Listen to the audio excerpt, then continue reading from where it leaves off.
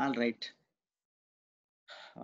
Thank you, folks, for your patience for 30 minutes to start our today's session because of some questions in from our previous session.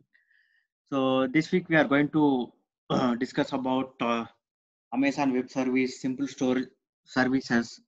That means it's simply called as S3. So what is S3 and what is the purpose of S3? How we can use the S3 and how we can create S3 and the related buckets that we are going to discuss today. So today agenda is Amazon Simple Storage Services S3 overview and hands-on S3, how we are going to create S3 buckets in real, right? So typically what is on AWS S3 typo, sorry. Okay, so here we are saying that Amazon Simple uh, Storage Services is a storage for the internet.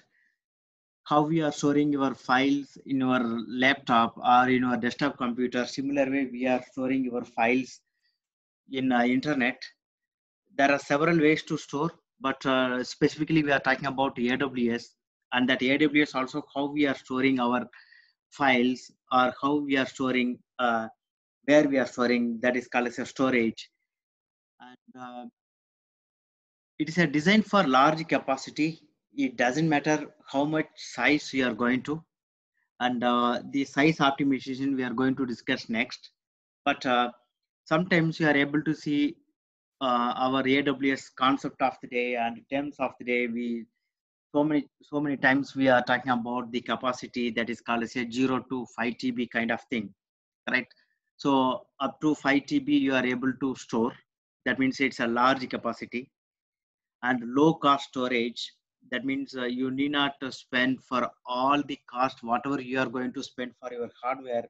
For example, you are procuring your development server, you are procuring for your test server, you are procuring for a production server, you are procuring for a DR server, that is disaster recovery server. So all those servers you have to spend significant amount of money to procure the hardware. But for this S3, you need not spend that much of money.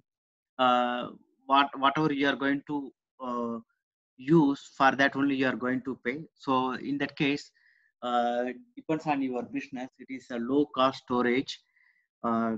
So you need not spend whatever you are spending the actual hardware. That's what it means. And also it provision across multiple geographical region. It doesn't matter where your corporate or organization is located, either it is in North America or Australia or ASEAN, Japan, wherever it is. So it doesn't matter. So you can store wherever it is possible and across multiple geographical region. That's what it means. Okay, Amazon S3 can employ to store any type of object, which allows for users like storage for internet applications, backup and recovery, disaster recovery, data archives, data lakes for analytics for hybrid cloud storage. Okay. So that means it doesn't matter whether your data is very structured data, unstructured data, or semi-structured data, and you have some PDF files, you have some Word files, you have some JPEG pictures, or you have some related with Java files, jar files, or Visual Studio .NET C# files. It doesn't matter any type of files you can store as an object, and you can use that storage for your day-to-day purpose, and you can use that storage for backup and recovery, and you can use that storage for disaster recovery and data archives. That means you can take your data anytime from the backup, and data lakes for analytics. I think there are 3 or 4 days I have mentioned about data lakes in our AWS concept of the day. That means what is the purpose of the data lakes kind of thing. So mainly we are using data lakes for analytics. So such data lakes also you can use S3 and hybrid cloud storage. That means you can store some files in your on-premises servers and some files you can store in S3. That's what mean hybrid cloud storage. And object storage built in to store and retrieve any amount of data from anywhere. There is no specific amount of amount specific to store and restore retrieve data uh, that is for the particular region. No, not like that. You can do that means store and retrieve service anywhere, any amount of data. And it provides secure, durable, highly scalable object storage. That means it is highly secured. If you're asking me whether it is highly secured than my on-premises data, yes. It is durable, yes. It is highly scalable, yes, because it is available all the time. Okay, with high secure factors. So these are the three important features we have S3. So it will give relief from the cost spending to any organization, right? So S3 is a secure because AWS provides encryption. Okay, you know about what is that encryption, right? Data encryption. So that means your objects, whatever you are storing in the bucket, is secured. Okay, because of they have two types of encryption. One is a client side encryption and another one is server side encryption. So client side encryption, you usually have whenever you are logging to aws.amazon.com, whenever you are uploading files to that bucket from your client side, so that time itself it is encrypted. And whenever you have uploaded completed, then that time it is in the server side. They will AWS perspective, they will encrypt your file once again. So this will give high security because client side, your side is encrypted, and server side also it's encrypted. So it is high secured, and you need not worry about security while your content or files, whatever it is, in the S3 bucket. Okay, multiple copies are maintained to enable regeneration of data in case of data corruption. One quick point to you in terms of exam point of view. That means whenever you are uploading your data, regardless of the file type, as I said earlier, so it will stored in the specific region where you have created or where you have uploaded. How you have to choose the region that we are going to see in the hands-on. But at this moment, just think about it or keep in mind that your data is going to stored where you have chosen the region, and that data have been captured to the multiple regions in case of any corrupted data kind of thing. So in that case, it is easy to uh, that means get back from other region if one region data has been corrupted. Okay, next, versioning wherein each edit is archived for a potential retrieval. For example, you are uploading a PDF file in a bucket, and it's considered as a version number 1. And again you are retrieving that file and you are updating some more in that file, and again you are uploading. So it's the same file, but it's a kind considering as a different version. So you already know about what is versioning, so I don't want to go in detail about versioning, because everybody is using in our day-to-day life. If you are working in a IT industry, for example, you are storing this file. uh, for example, my file name is version 1.0. Okay, this presentation version. Okay, after this presentation, I want to update this presentation. Then I'm storing in the new version called version 1.2 kind of thing. So that is simply called as a versioning. So similar kind of thing you are storing into S3 bucket. So you may have some questions over here in this slide. Please keep with you until end, so that I will answer your question at the end. Okay, S3 is durable. That means it regularly verifies the integrity of data stored using checksums. That means whenever you are that means storing and retrieving, it's durable. It's keep on checking the integrity. For example, if S3 detects there is any corruption in data, it is immediately repaired with the help of replicated data. I think now you got my first point. What I mean is regularly verifies the integrity of data. That means it is verifies the data is correct or corrupted kind of thing. So if it is a corrupted, then it will be repaired with the help of the replicate data. As I said, we have several copies will be stored in the different types of regions. So your data is secured and durable. And even while storing or retrieving data, it checks incoming network traffic for any corrupted data packets. Okay, so typically it is happening storing and retrieving. It's always check whether data is uh, correct kind of thing. And S3 is a high scalable. That means it is automatically scales your storage according to your requirement, and you only pay the storage you use. Okay, so you need not pay whatever you are not going to use. So as we said in the beginning of this presentation, right? Uh, Hardly you may have some questions on this deck, but I will take your questions at the end. Moving to the next slide, what kind and how much of data one can store in AWS S3? Okay, you can store virtually any kind of data, as I said earlier. It may be a MP3 format, MP4 format, PDF, or whatever it is. Okay, we can talk about capacity. The volume and number of objects that can store in S3 are unlimited. Okay, so consider at this moment you are able to create 100 buckets as we discussed in our concept of the day. Okay, one user by default can create 100 buckets. That means every bucket considered is a 5 TB, and it's virtually it is unlimited. An object is the fundamental entity in the S3.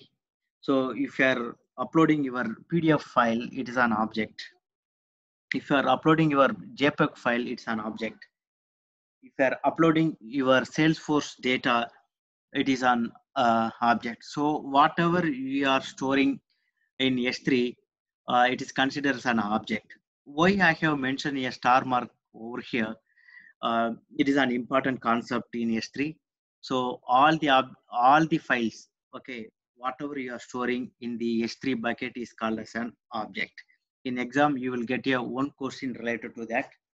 So that's why I have mentioned in the last example. Okay. It consists of data, key, and metadata.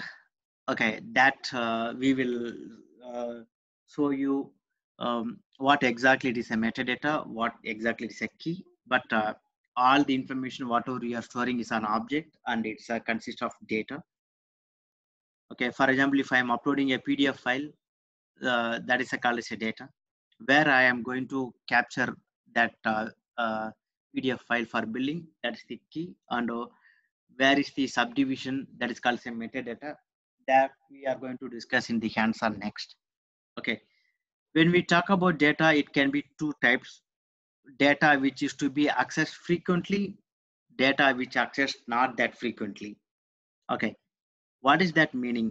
Next slide we will discuss about that, but at this point we have three types, but predominantly we are using two types for day-to-day use. Okay, I will show you next that one. So therefore, Amazon produced three storage classes to provide its customers the best experience and an affordable cost.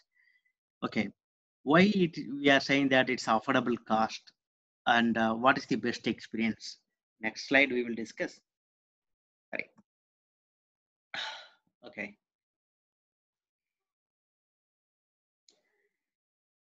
Here, how we are, this is your laptop or desktop, whatever it is. So using Amazon Elasticsearch, that the domain with S3 repository.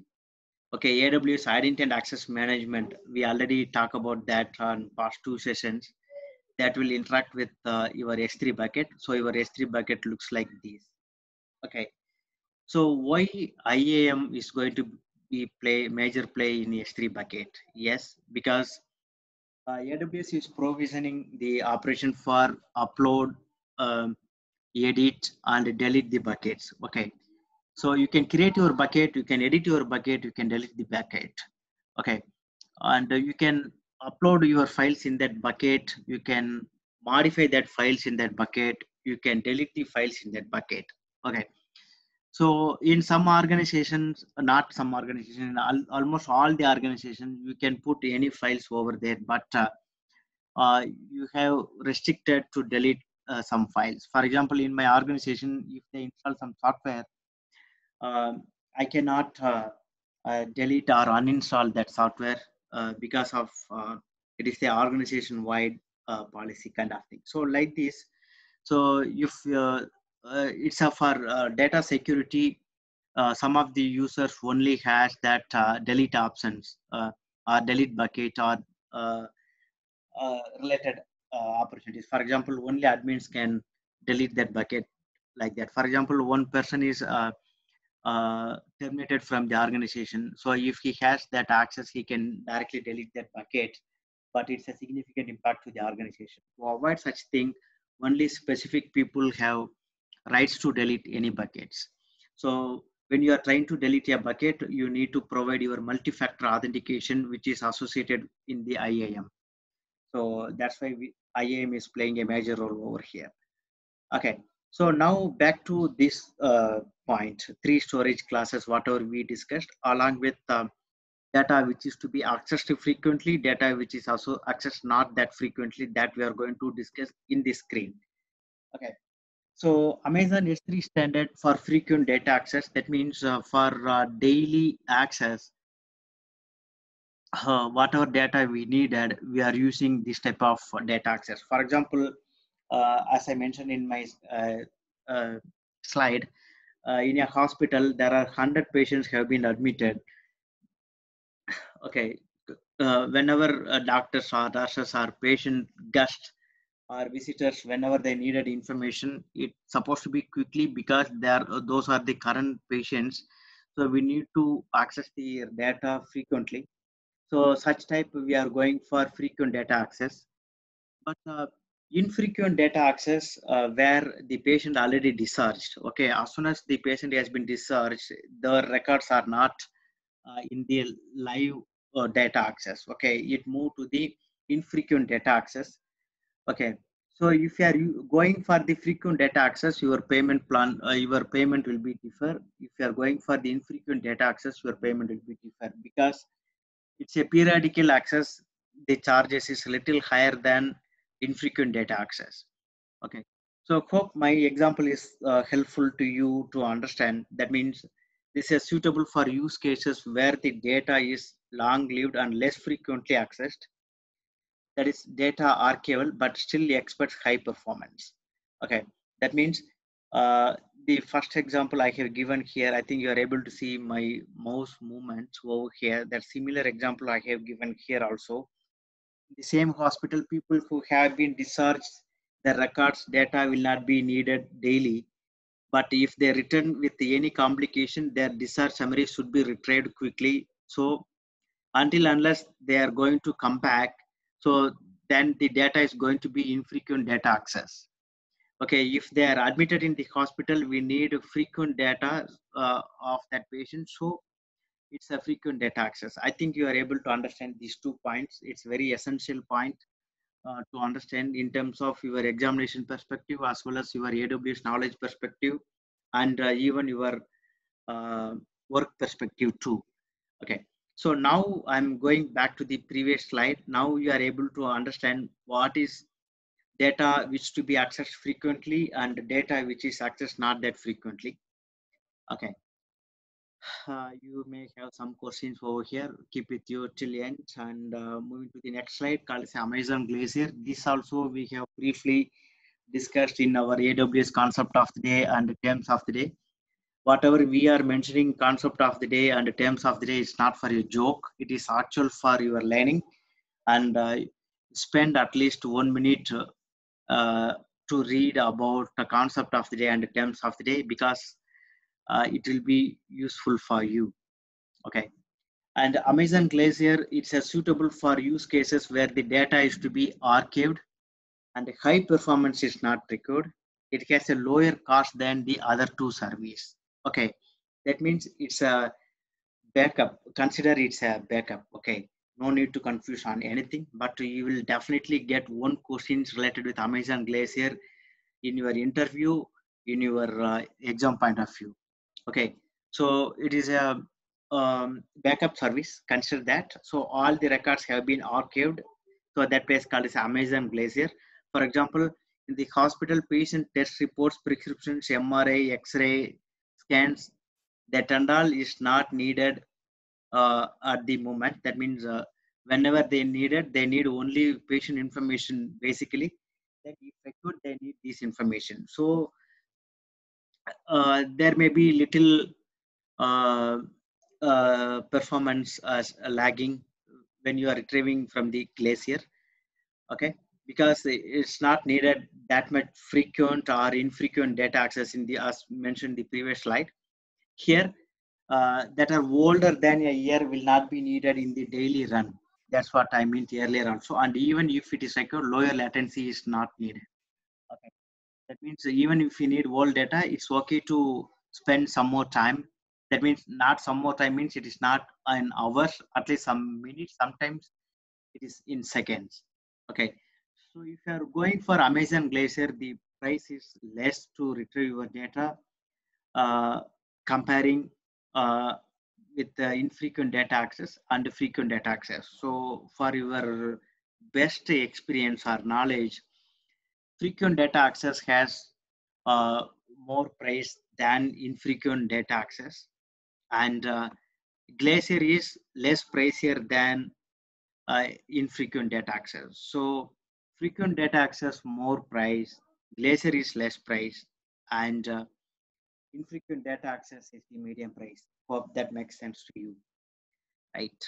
So you may have some question. We'll take in the at the end. So last week I shown this diagram in the bottom one at the end of the session. That is users how they are putting their information to their Amazon S3. Okay, so it is CloudFront that also we talk about in terms of the day and the concept of the day. But at this moment, okay, don't worry about CloudFront. It is the interface between the user and Amazon S3. In the top picture, you cannot directly put all your object into S3 because it is not possible. So you have to go through the users, whatever you are going to try to put in the S3 bucket through Amazon CloudFront. Okay, not sure, you may have some questions, but we'll discuss later. Okay, so here is the storage classes, whatever we are talking about. One is durability perspective, availability perspective, and object size, storage duration, first byte latency, retrieval fee, everything. So here standard infrequent access Glacier. So that is just we discussed here. So that part we are going to see here, all three categories here. So standard, how much it is going to be. So durability is 99.99. Availability is 99.99. It is compared with durability 99.99 in the standard infrequent access, but availability is slightly different because we are not going for frequent access. So that's the reason, but it's not a major delay over here, but still uh, in terms of comparison, it is little delay than standard. Glacier, yes, durability is same percentage, but availability is not applicable because it is on need basis only we are going to retrieve. Okay, that's why the availability is not applicable. We cannot specify any percentage over here because it is just for on need basis. Okay, minimum object size, no limit for the standard, and 128 KB is applicable for the standard infrequent access. And Glacier also not frequent access, so that's why there is no limit. Okay, minimum storage duration, there is no minimum duration. Standard infrequent access, 30 days it's needed, and Glacier is 90 days. That means after that some time it will be moved to the according the layers, right? First byte latency, that means how long it will take to retrieve your data. It is in millisecond for standard, but up to 4 hours in the Glacier, right? So retrieval fee, no fee, because it is a standard, and the retrieval also available at this on this part, because we are not yet archived over there, so it is no fee. But infrequent access perspective, per GB, whatever you are retrieving, for that they will charge. And same thing applicable for the Glacier also. But how much they will charge, that we will see in the upcoming slide. Okay. Before going to the next slide, here you will get 3 questions maximum to your examination point of view about durability and availability. It is very essential to know about this. Okay, we are going to see some more types of durability, availability on next class. Okay, that also very important. So all together you may get up to maximum of 4 questions and a minimum of at least 2 questions related to this one. So it is not very hard to understand or remember. It is easy though, but I'm here to support you if you're not able to understand, right? So moving to the next slide, how data is organized in S3. Okay, so data in S3 is organized in the form of buckets. We already discussed. A bucket is a logical unit of storage in S3. Okay, so whenever you are seeing the bucket in this picture, so this is what you assume, and whatever you are storing, the files, those are objects called as an object. Okay, so this object you are put into the bucket. So here you are able to see the log, that is called as secure. So whatever you are putting, it is a very secure. Okay, yeah, bucket contains object which contains the data and the metadata. We'll see, we already explained, but still we will see in the practical. Before adding any data into S3, the user must create a bucket which will be used in the storage object. So without bucket, you cannot add any object in the S3. So that's what we mean. So it's a straightforward slide. Any questions I will take up at the end. And where is your data stored geographically? That means you can self choose where or which region your data should be stored. Okay, that hands-on we are going to see. Deciding for the region is important, and therefore it should be planned well. Okay, so for example, your business is running in North America, but if you are choosing Australia region, there is a lagging to store and retrieve your data. So where you are going to store and where you are running your business, so all are very important. So you have to decide well before going for that. Okay, these are the 4 parameters to choose the optimal region. One is the pricing. For example, pricing is little less in the North American region comparing in India, for example, and where you are located, that is another important parameter. For example, you are in North America and you are using Mumbai storage or S3, then that will have performance as well as pricing things. And latency, we already talk about what is the latency over here. Okay, that means how long it will take to retrieve your data. And service availability, sometimes some of the service may not be available in some areas. Not all the services are available in all the areas. That also we are going to see in the hands-on, right? Next. Here is the example based on the previous slide. Suppose there is a company which must launch the storage instance to host a website for the customers in the US and India. Okay, to provide the best experience, the company must choose a region where the best fits requirements. For example, In US, we have North Virginia.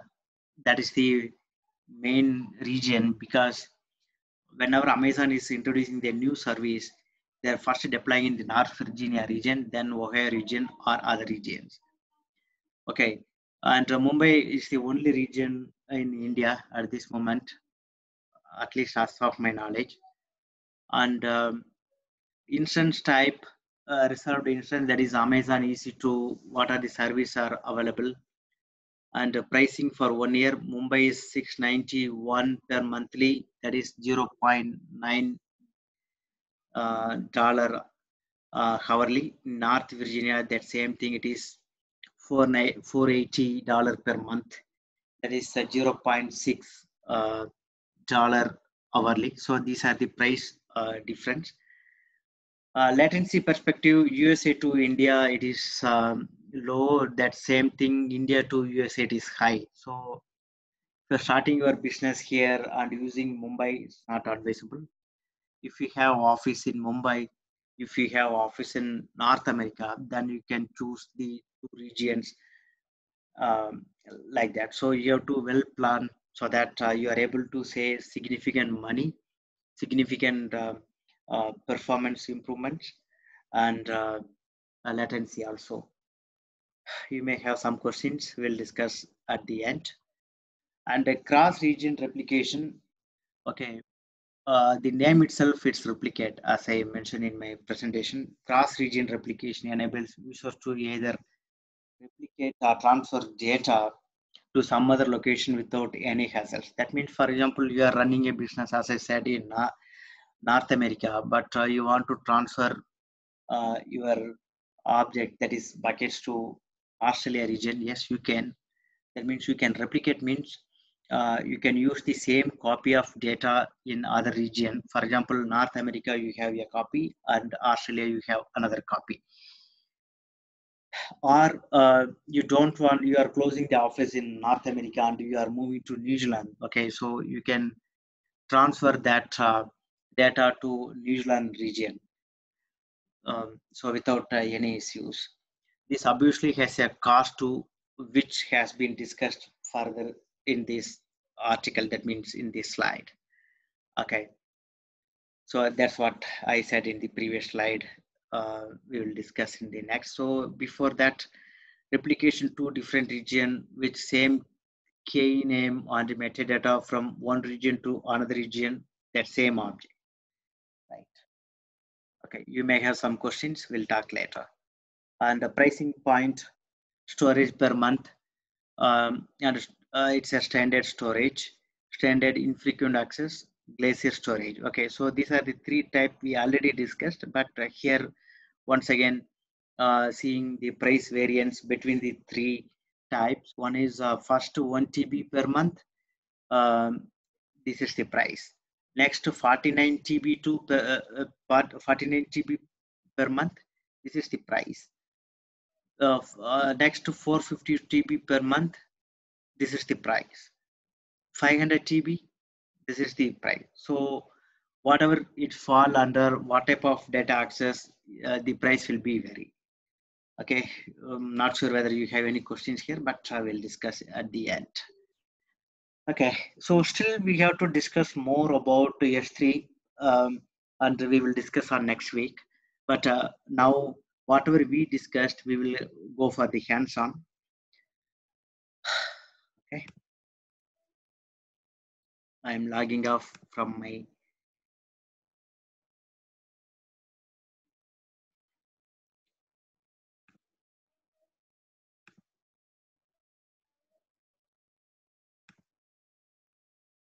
I'm using our root user.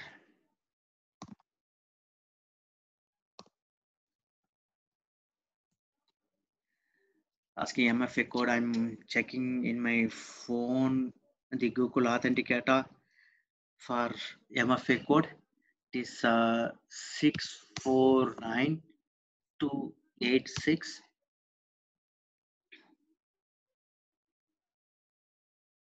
Okay, so here I'm going to services. Okay, at this moment I'm into North Virginia. Okay, So here under storage, you have to click yes, S3. Earlier we went to security and identity compliance IAM service we have used. Then we came to management and governance. There we have used CloudWatch. Now we are going to storage. Under storage, we are going to discuss S3. If you click S3, you will see the screen. So at this moment, we didn't created any bucket. Okay, so whenever I'm going here, you are able to see global, that is the region. Okay, so S3 does not require region selection. Yes, that is correct. So all the regions have been disabled because it doesn't require region selection. Okay, now we are going to create a bucket. Okay, all access type public, object can be public, only authorized users of this account, bucket and objects not public, error retrieving access type. So we have so many types available access type, but we will discuss one by one what and when we have to use such access types. Okay, so if I have already created a bucket, I can search my bucket name over here, but nothing is here because you don't have any buckets. Here is how to get started with the Amazon S3. Okay, now I'm just creating a bucket. Okay, before going to that, you can see here, create a new bucket, upload your data, set up your permission. So these are the three basic components of buckets. So if you need to know, just to get, click this one and get started, or you can click here to learn more. What is the bucket? Whatever I told you, it will be there. Okay. Now it's a straightforward, just to go to the create bucket, and you will be redirected to the screen. Here we have several options to give. Okay, so here is the bucket name. Just to remember, whenever you are creating a bucket, that bucket name is a global name. That means whatever you are giving the bucket name should not be used by anyone in your organization or anyone in the world, because it's a unique name. Why it is unique? Because whenever you are creating a bucket, whenever you are putting objects that is filed into that bucket, so you are going to share that information with the other. So it should be unique. Okay. And also whenever you are creating a bucket, you're supposed not to start with the capital letters, because that capital letters reserved for Amazon web services keywords. Okay. Now, for example, if I'm starting with yes, okay, immediately you will get notified that bucket name must not contain uppercase letters. Okay, characters bucket name must start with a lowercase letter or number. Okay, and the second one, bucket name must be between 3 and 63 characters long. These are the two essential points you have to remember.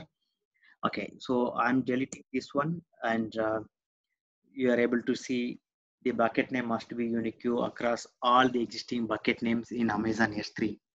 Okay, for example, if Apple, they are using thousands of bucket, and Google, they are using the thousands of bucket, it doesn't matter. Whatever you are creating, your bucket should be a global name. It should not be repeated by any cost or anywhere, otherwise you are not able to create. Okay, because as it said, Amazon CloudFront distribution have specific restriction. Okay, now I'm just typing Kana AWS US. Okay, Kana AWS. That's the simple bucket name I'm creating. So my bucket number is 1. Okay, so when I'm typing, that time itself, it's displaying the region. Okay, overall S3 is global, but wherever you are creating a bucket within that S3, it's a region specific. As I said earlier, you have to keep in mind these 2 points. Once again, S3 is a global, but wherever you are, why it is a global means the bucket, whatever you are creating, any region, it's a global. Okay, but where you are creating, that name is global, but wherever you are creating the bucket, it's a region specific. For example, now we are creating, I'm choosing US east, that is North Virginia. Okay, if I click in that region, you are able to see where you have other areas, regions you can use. Okay, you can use Mumbai, you can use Seoul, Singapore, Sydney, wherever it is. But at this point, Hong Kong has been disabled that region. So you cannot create bucket over there. And like that, you cannot create in the Bahrain like that. Okay, so you have to choose only where the regions are available. There only you have to choose. You can search also that region if you want. Okay, at this point, I am choosing US East North Virginia because it's super fast and you are able to use most of the services. Okay, if we have already have a bucket and you want to replicate or using that same setting of that bucket, you can use that bucket, choose that bucket over here. But at this point, we don't have any bucket. So I'm just no match found because we don't have any bucket. Okay, now I'm just creating one bucket, that is a Kana AWS one, and I am creating in this region. Click next and versioning. Okay, I want to keep all the versions. That means whenever I am accessing the file and storing, retrieving, that time it's a different type of information I am updating and storing. So I need versioning. Okay, that's fine. Versioning. Log request for access to your bucket. It's very essential when you're creating your bucket for your organization perspective, because who is accessing the file and what they are updating, you will get all the logging information. So I need that information. Target bucket, uh, whatever I am creating that bucket. When your source bucket and target bucket are the same, additional logs are created for the logs that are returned to the bucket. These extra logs can increase your storage billing and make it harder to find the logs that you are looking for. Okay, if you are using for the same lagging perspective, okay, there will be some lagging and pricing perspective. Or if you are creating only for uh, um, some objects, that also you can do. But at this point, I'm just removing that logging. Okay, and these are the two things I told: key and value. That's very essential. That means what kind of key. Okay, I'm creating this bucket for one of my project. Okay, for example, I am running a project. That project name is Kana AWS training. Okay, in that I'm going to create this bucket for training materials.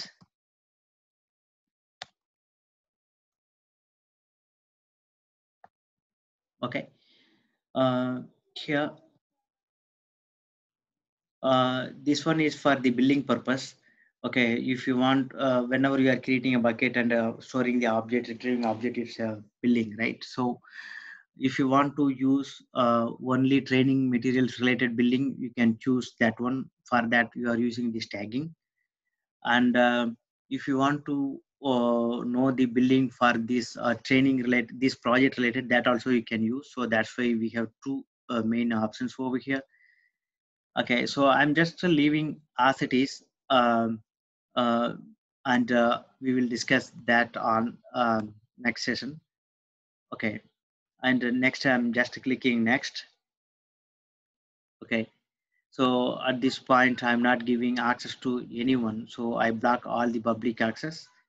Okay, next I'm clicking next button, and here the overview what I have selected in the previous screen. If you want, you can update.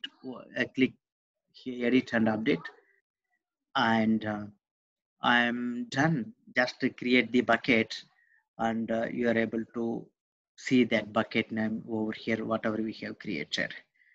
So, so this is the bucket we have created. When I click this checkbox, you are able to see what are the properties I have chosen, and I have tagged one for that billing purpose, and I have given the permissions for this one. Okay, and management perspective, whatever we have given, uh, that we have given here. So now we have created a, but anything you want to update, just to go to this management button and you can click whatever it is. That means whatever the options you want, and you can update that also. But at this point, currently we are in Amazon S3 bucket, and we have created one bucket that is called Kana AWS. Okay, if you click this bucket, you are able to see what is there in that bucket. Okay, so at this moment, this bucket is empty. We didn't uploaded any documents or anything over here. The documents or pictures, whatever you can upload over here, all are called as objects. Okay, so now these are the bucket name. This is the overview, and this is the properties of this bucket management as we talk about, and access points that we will discuss next. So now we have created one bucket at this moment. So I don't think it's a very complicated thing. Okay, it is easily understandable. If you may have some questions to create, but I'm strongly advising you that please do whatever we are doing here, so that you are able to understand, so that you are able to ask the questions on next week. So if you are not asking the questions on next week, I'm assuming you are perfectly fine in all the aspects, or you are not doing anything. So, but if you are doing something, definitely you will ask some questions. But keep in mind, this session is only for you, not for me. I'm done. Okay, this is a free session. Yes, I know there is no value for this free session. Yes, okay, but don't underestimate these sessions. Okay, I'm spending plenty of minutes to preparing the materials, posting the messages in our group, and I'm working for you actually. I would say like that, but it's in your hand whether you are going to use it or not. Okay, so next week we will discuss more about these S3 buckets and more information, how to upload the objects and everything. But at this point, I would like to open any questions from your side.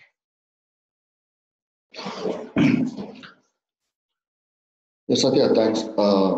This is Raj. I have a couple of questions. Uh-huh. Yeah, so I understood this is like in the regular project. Shared drive, like. Hello, are you able to hear me? Yeah, go ahead. Are you able to hear me? Yeah. Yeah, this is like in the on-premises, we'll be using the shared drive. So the storage is that something, and the cloud is replacing the shared drive that we use to do project folders, right? Something like that.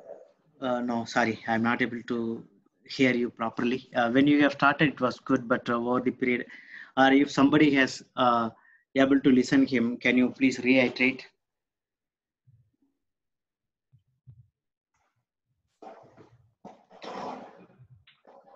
Hey, Satya, are you able to hear me now? Yeah, better. Yeah.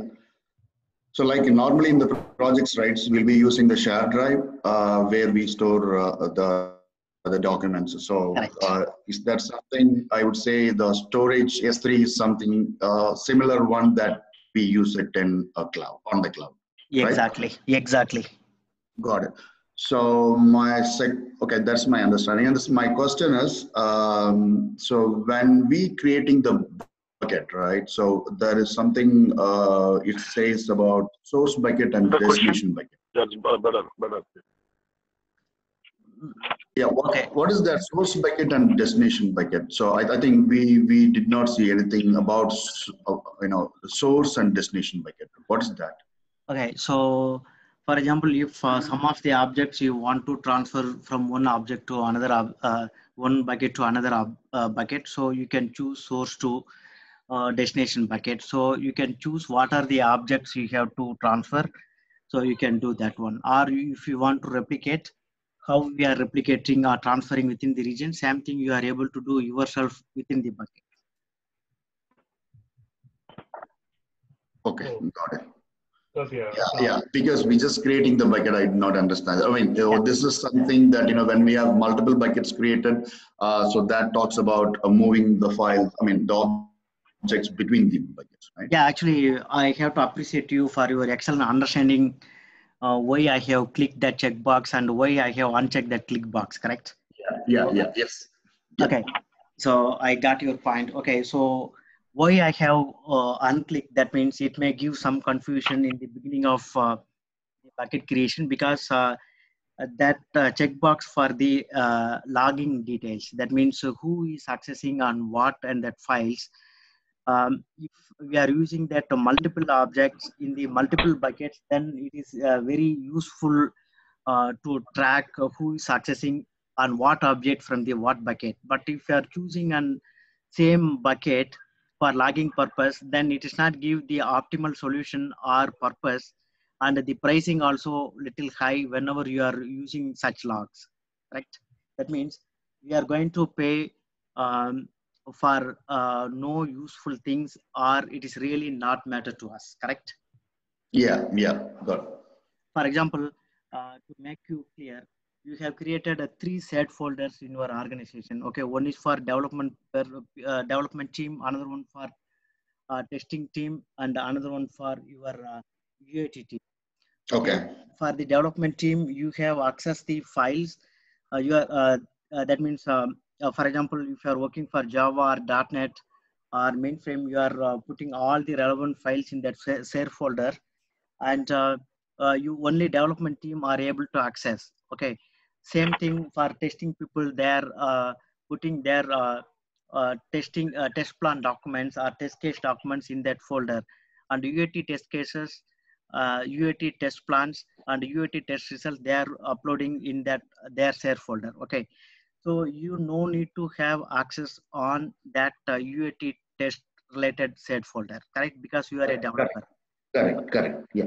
So that's why we no need that kind of logging information. If you are going to access in your development environment, development folder, you know who has access in those share folders, right? So Yeah, the permissions, right? Yeah. yeah, correct. So that's why I have unchecked that one. Hope you Okay, understand got now. it. Okay, but Got when you are accessing the cross bucket, whenever the logging is captured for the cross buckets, that time the pricing will be increased. Oh yeah, because the accessing will be more, right? Yes. Correct. Yeah. Hope I clarified your question. Yes. Yeah. So Right. yeah, the next question is the frequent access storage and non-frequent access storage and Glacier, right? Three types of storages. The access methods, right? Retrieving the data. So is it a web service on what the service? The access method to all the three storages, and is it same for all the three or different? Because it has got different purpose, right? Um, so the accessing the data or the retrieving data methods are similar across all the three, or it's different? Okay. So your question has two sub questions. One is the storage web services. What services we are using for storing and retrieving? That is one question. Yeah. And another one is actually indirectly you are asking where it is going to be stored and why sometimes it is delay in the Glacier. So correctly understanding. Okay. Yes. So the first question answer is the web services are same, are common. Okay. The back end of web service is using Hadoop. You know data, big data Hadoop, right? Yes. Yeah. So they are using big data Hadoop service for storing and retrieving the data. That is the one of the web service. Okay, that is my first answer to your first question. Okay, second one, why it is delaying to retrieve the data from the Glacier, and why it is delay in the infrequent access data than frequent data access, because frequent data access, they usually keep the buckets in your current region, wherever it is located, wherever you have created. Okay, it is super fast. Okay, slightly delay for the data access because that is in what I would say. So that means immediately we are going to access that is in your bucket. Okay, uh, that means rare access. There is going to be a same region but a different location. I would say region. Okay, for example, you have created for North Virginia your bucket. So frequent access, you will have data in that Northern Virginia area. But infrequent access, it will move to another region, sorry, another area within that region. For example, Ohio region, okay, Ohio. Okay, but where is the glacier? It's entirely moved to different region, for example, Mexico or South America, where they have specific data center to maintain only these glacier backups and retrievals. So Maybe the low cost data center, something like that. yeah, low cost data centers. Yeah, that's correct. So that's the reason you are getting little slow latency for the glacier and little better than the glacier for infrequent data access and better and best in the frequent data access. So hope I have answered your question. Yes, yes, I got it, Satya. I got it. Satya, this is Suresh. I have a question about versioning. You said it kind of versions. Um, is it default? Is there a control that if you don't need versioning, you can do that sort of thing, or no? By default, it is no versioning. Okay. Okay. Whenever you are uploading your file, that same file, that is the latest file it will take. Okay, no versioning will be available. But you want to keep all the version, then specifically you have to check You have that to box. configure for that. Okay, you have to configure for that. Okay, my Yeah. next question is. One second. For example, here, properties versioning, I have enabled over here. Okay. Yeah. Okay, by default, it will not be enabled. Okay. Okay. Yeah. Okay. So, so the second question is about the retrieval fee. The standard, you said no fee, and the infrequent access one, it has a retrieval fee. So, what I am understanding from that is whatever I'm storing, if I retrieve, every time I retrieve, I have to pay. Is that a true statement? Second statement, I'm not able to, second part, I'm not able to hear properly. Okay, so for infrequent, the slide before the slide. So this one we are talking about, this slide, right? No, the one slide before it. Yeah, right there. So if you see, you have, retrieval fee, per GB retrieved, and standard no fee. So standard infrequent, you have said that per GB retrieved. So does it mean that every time I go and retrieve information from the storage, I'll be paying? Yes, because that retrieval fee for standard is no fee because you are currently accessing your data, right, in your current region.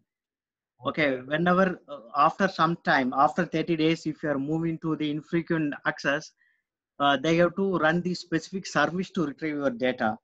Okay, for that they are charging from you. Okay.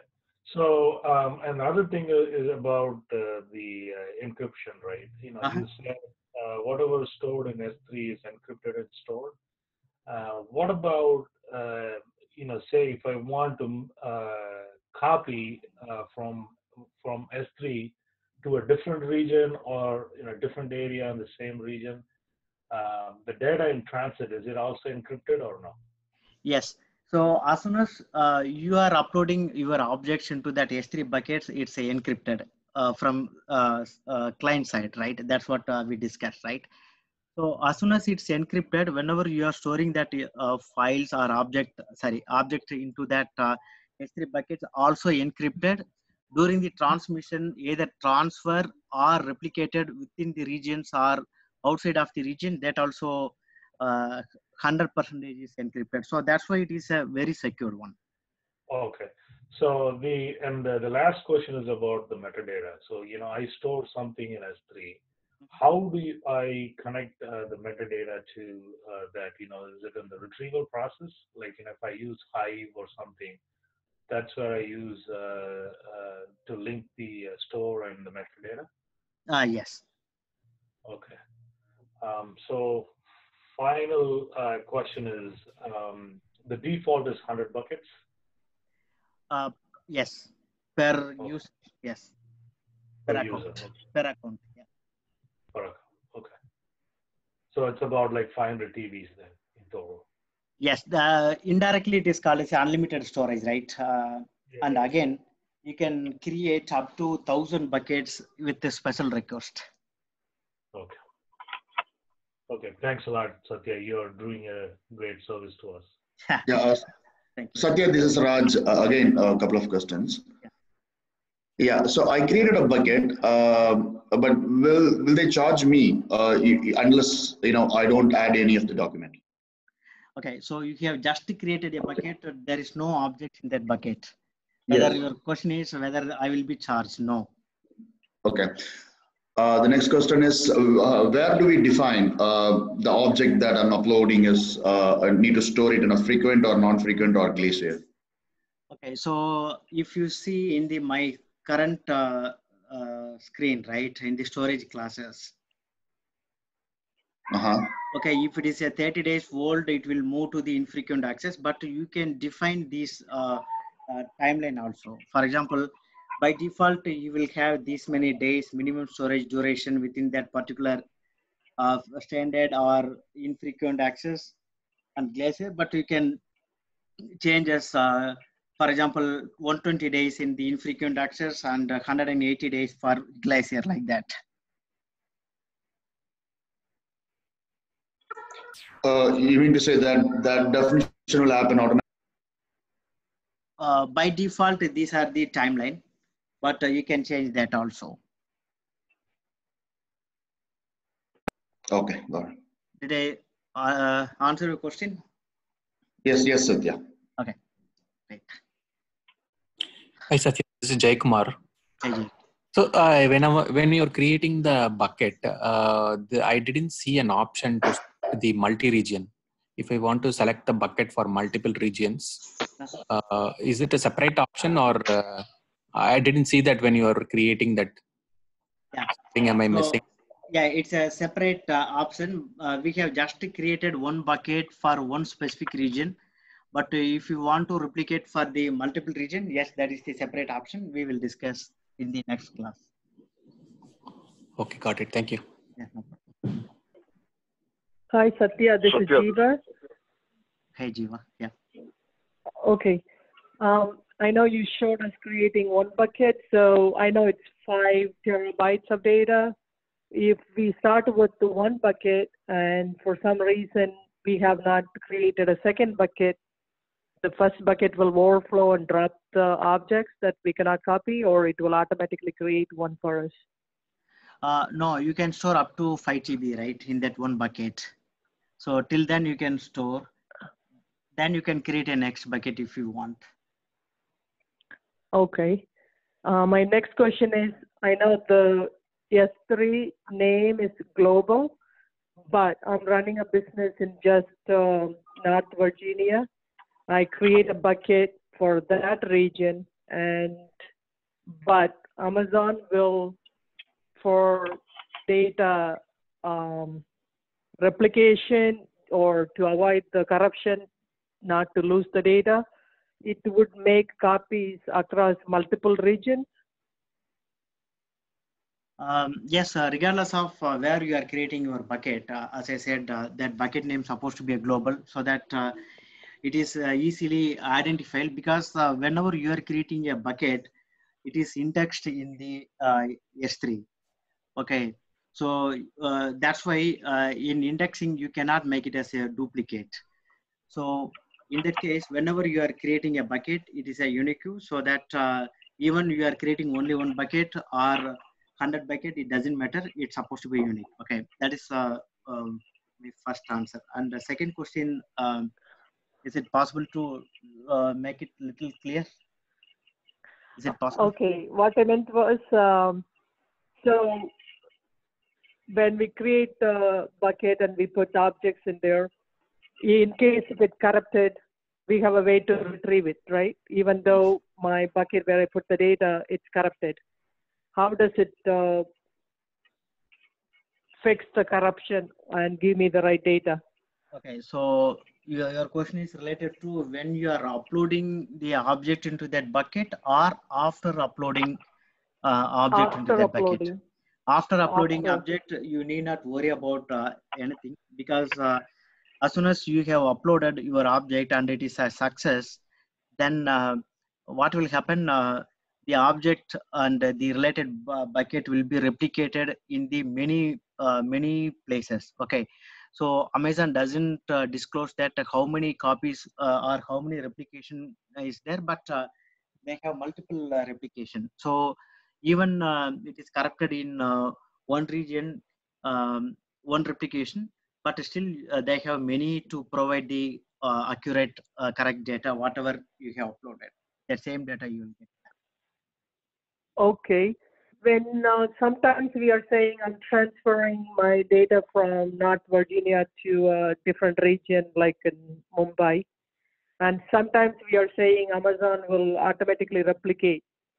So transfer is something I do manually versus replication is part of the services provided by Amazon?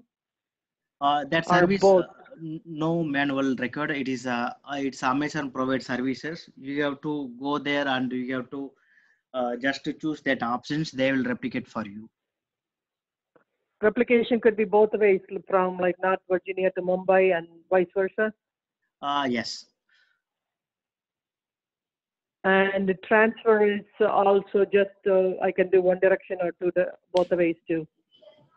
Transfer always from one direction to another direction, but vice versa. Okay. Satya, thanks, Satya. Yeah. Did I answer your question, Jiva? Yes, thank you. Satya, I have a question. The underlying storage in the S3, is it HDFS? You are asking me whether it is relevant to TFS or it is kind of TFS kind of you're asking? Is it, no, I'm talking about the file structure. Is it HDFS? You know, you did say Hadoop, so I was wondering. Yeah, Hadoop, that kind of service they are using for the bulk data storage. That service they are using. Yeah, the backend of the S3 is running behind the Hadoop. Okay. Thank you. Right. Any questions? Did I answer your question? Yes, you did. Thanks. Okay. Hey, Satya, this is Rajesh. Question. I have a couple of questions.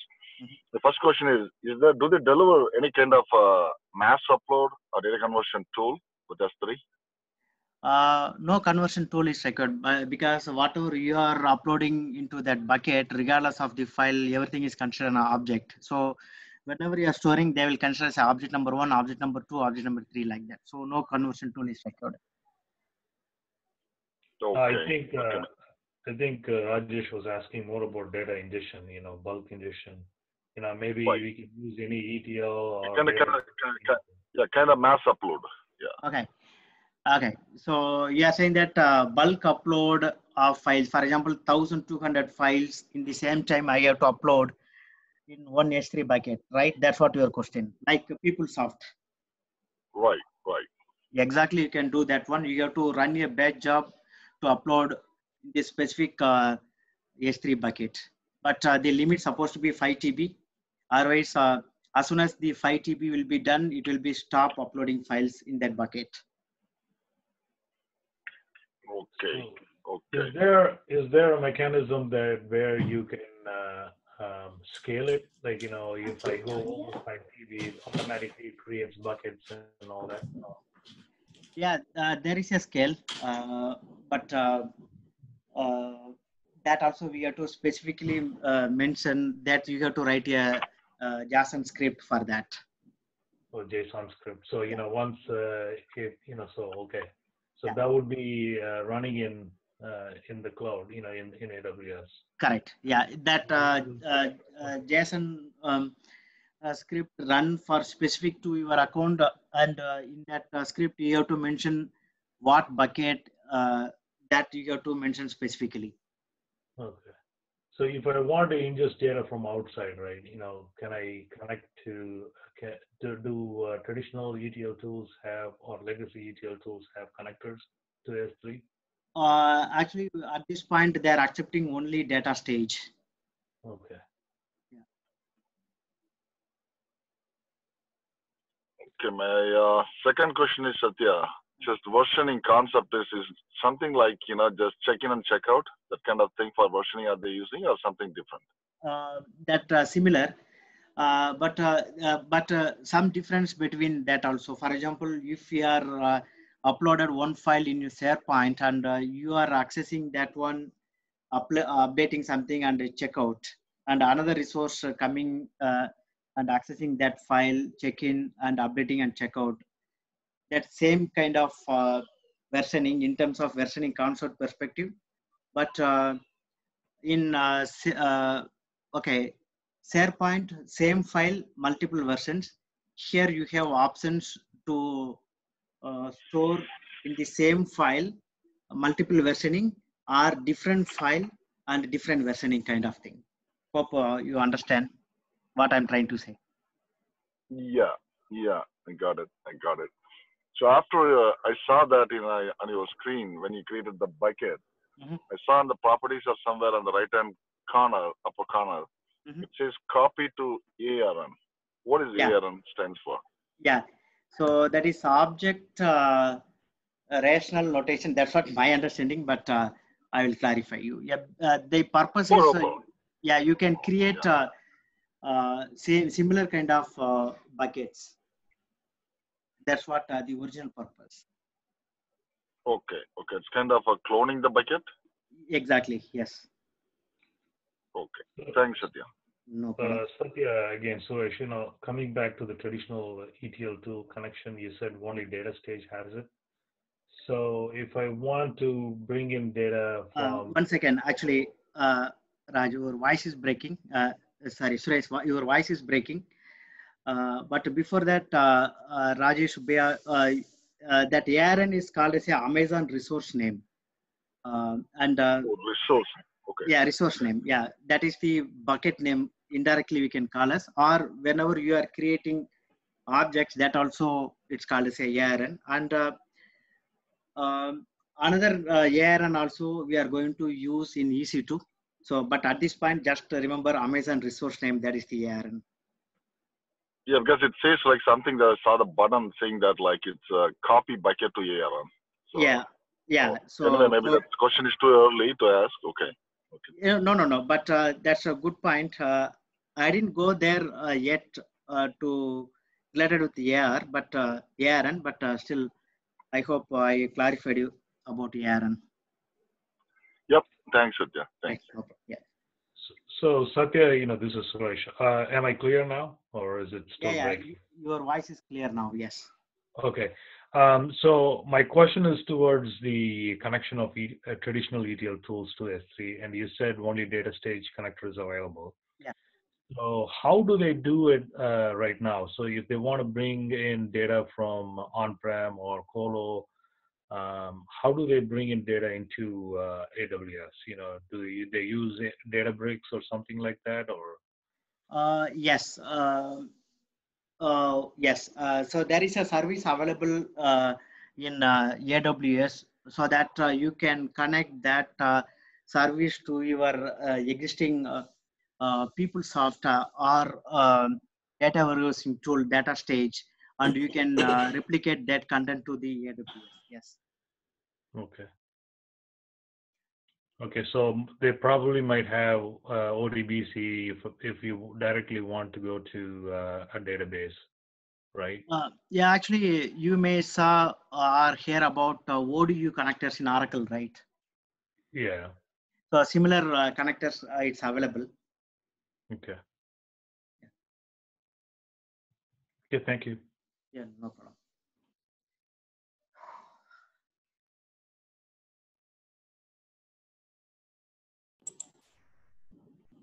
Any Yeah, actually, this is not related to this session. So where can I get that last week recording? Is there any place I can get Okay, it? so I strongly request everyone to read my message in the group, because I'm getting so many private messages about last week recording and other things.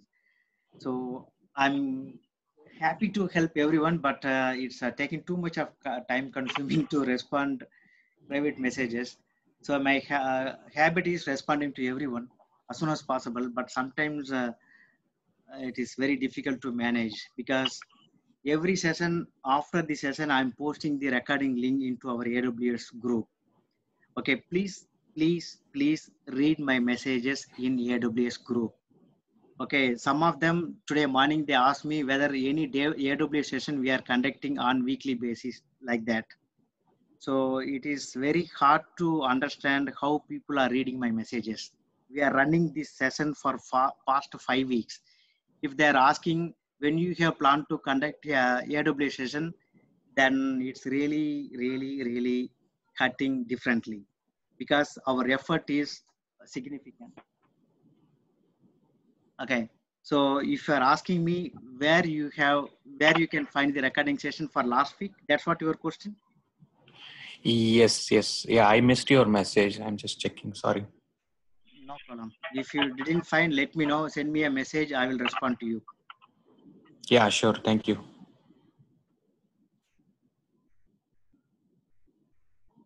Okay, any other question?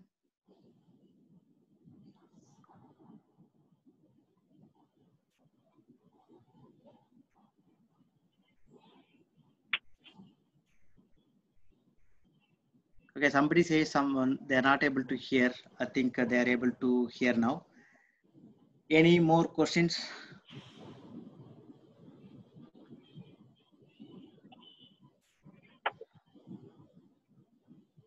I'm assuming everybody is clear. So, Thank you. Satya, Yeah.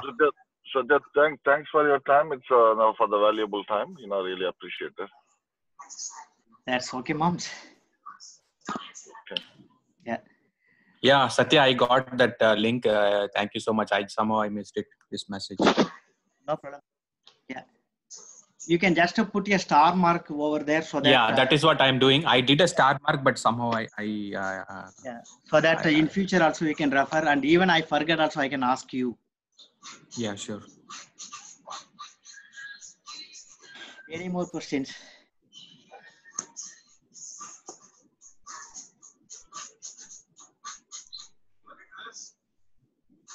All right. So hopefully no questions at this moment. And thank you so much for your time. It's a fantastic session, at least from my side, on behalf of you. Thank you so much. Actually, number of participants in terms of I'm telling, fantastic. Thank you so much. Thanks, Satya. Bye. Thank you, Satya. Bye. Thank you. Thank you.